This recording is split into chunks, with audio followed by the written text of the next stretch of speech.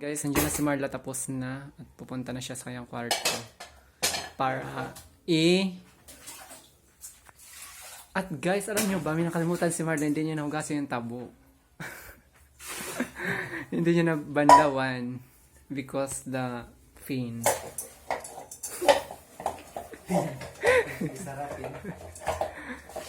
Actually guys, lahat talaga nilinis niya. Ayaw niya na makalat. Dahil kung gusto niyo nang magpalinis, pumunta lang kayo kay Marla Miana. Ako itong takop. 1 Melvin ito. Doon ito na takop. Kaya sa'yo ako ito.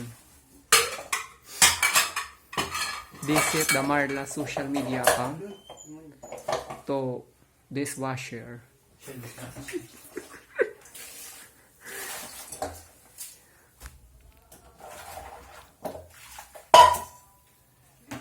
Tayong steel wall, yes, Oo, ngayon, 15.